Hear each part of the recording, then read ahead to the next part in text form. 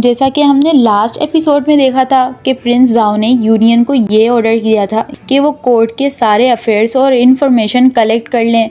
दूसरी तरफ Shane family ये डिसाइड करती है कि वो अपने एरा में वापस जाने से पहले थोड़ा सा गोल्ड जमा कर लें ताकि वापस जाकर एक अच्छी जिंदगी गुजारें। उन सबका प्लान ये था कि वो लोग वहाँ के लोगों को नए जमाने के खाने और नुस्खे बेचकर पैसे कमाएंगे। अब सीन कोर्ट पर शिफ्ट हो जाता है। कोर्ट से निकलते ही लिनियान को ये पता चल जाता है कि प्रिंसेस फू हुई अपना एनुअल पोइट्री गैदरिंग रख रही है और हमेशा की तरह वो अजीबोगरीब लोगों को भी इनवाइट करती है, कभी अमीर, कभी आम और कभी मर्चेंट्स। लेकिन इस दफा कैपिटल परफेक्चर को कोई भी इनविटेशन नहीं मिला था। लिनियान ने ये सोचा ये तो परफेक्ट मौका है कि प्रिंसेस के साथ कनेक्शन बनाने का और सारी इन्फॉर्मेशंस निकलवाने का, लेकिन सीधा सीधा इनविटेशन मांगूंगा तो बहुत ज्यादा डेस्परेट लगूंगा, तो उसे कोई नेचुरल तरीका ढूंढना होगा। उधर दूसरी तरफ लिनियान ने देखा कि शेन फैमिली ने उसके घर के सारे बर्तन, यहाँ तक कि चाय वाला चूल्हा भी अपने स्ट्रीट स्टॉल के लिए उठा लिया है। लियू छांग बोला, लगता है उनके पास अच्छा सामान नहीं था इसलिए आपका ले गए।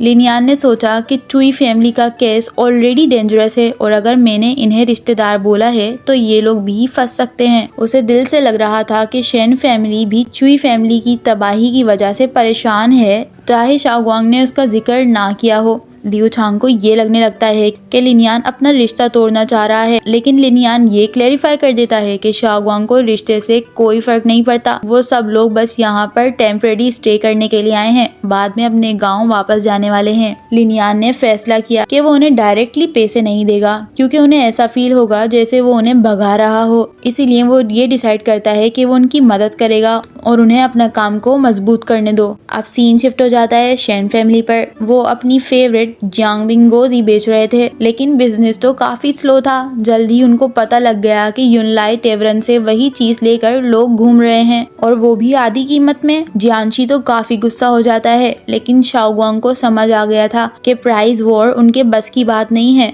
बड़े लोगों के पास सस्ता सामान आता है। वो फौरन युनलाई के सारे फ्लेवर्स ले आई रिसर्च करने के लिए। शाम को जब लिनियान और लियू छांग खाना शेयर करने बैठे तो वो लोग युनलाई की कॉपीड जांगबिंग ही खा गए बिना जाने। लिनियान ने तारीफ भी कर दी, क्रिस्पी फिलिंग्स, काफी अच्छा टेस्ट है। जियांशी शर्म से बोल ही पड़ा, ये हमारी नहीं है, युनलाई वालों ने कॉपी की है। फेंगशी ने जल्द ही बात संभाली, हम अपना काम खुद संभाल लेंगे। शाओगुआंग ने डिसाइड किया कि अगर सब कॉपी करने लग गए तो मार्केट भर जाएगा, ट्रैक चेंज करना होगा। उसने कहा, मतलब नया प्रोडक्ट लॉन्च करना होगा। अगले दिन नया बिजनेस स्टार्ट, लैम्ब स्क्यूअर्स। शाओगुआंग ने बिल्कुल लाइव स्ट्रीमिंग वाली स्टाइल आवाज लगाई। बाहर से क्रिस्पी, अंदर से जूसी, खालिस मसालों के साथ जियांशी ग्रिल कर रहा था और शाओजी और फेंगशी बीच में लोगों को बुला रहे थे। तीनों बड़े बंडल सिर्फ 10 के आन में बेच रहे थे।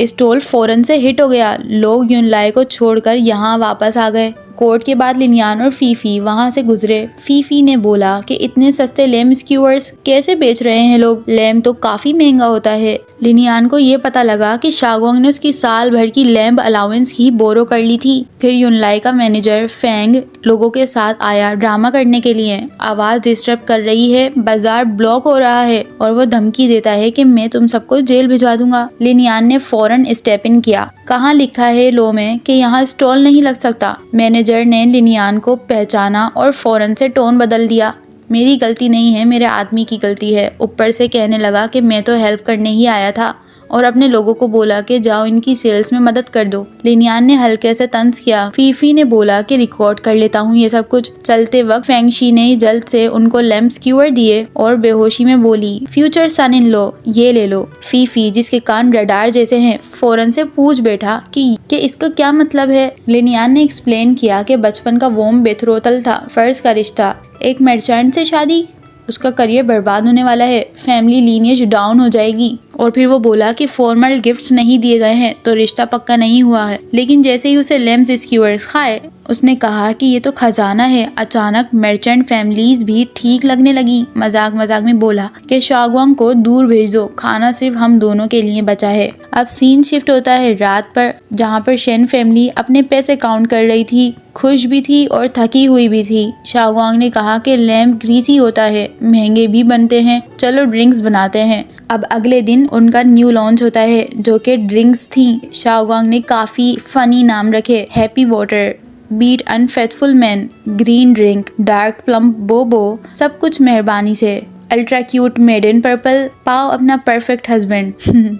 ऐसे ठंडे ड्रिंक्स ने पूरी जूशियान एली को पागल कर दिया। बाद में लिनियान ने ये ड्रिंक्स और लेम स्क्यूअर्स लेकर फीफी के घर पर जाता है। फीफी बता रहा था कि उसने न्यू आउटफिट्स के लिए सैलरी एडवांस नहीं मिली है, इसलिए शीशी पार्टी नहीं जाएगा। लिनियान ने कहा कि मेरे वार्डरोब से ले लो। फिर फीफी को याद आया कि ओह अच्छा, तो तुम्हें भी इनविटेशन नहीं मिला है। फीफी ने प्रॉमिस कर दिया कि वो अरेंज करवा देगा और हिंट दिया कि प्रिंसेस को नए स्टाइल का शेफ चाहिए, मतलब शाओगोंग परफेक्ट कैंडिडेट है।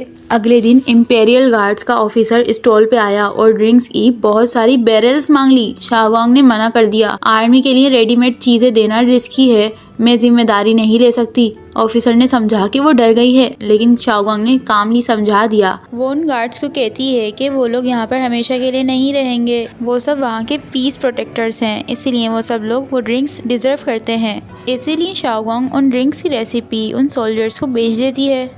ऑफिसर बहुत ज़्यादा इम्प्रेस्ड हुआ। लिनियान ने दूर से ये सब कुछ देख लिया और लियू चांग बोला, लगता है आपको शाओगोंग पसंद है। लिनियान ने फौरन बोला, बकवास बंद करो। उसी रात लिनियान और लियू चांग स्टॉल पे आए। सब बिक चुका था। शाओगोंग ने उनको लास्ट 2 कप्स दिए। Find an ideal husband, ultra cute made in purple. Linian ने टीजिंग स्टाइल में नाम रिपीट, वो भी हंसने लगा और हल्के से उसके माथे पर टैप किया। और फिर फाइनली उसने शाओगोंग को प्रिंसेस फूही की गैदरिंग के लिए कुक बनने का फॉर्मल इनविटेशन दे दिया।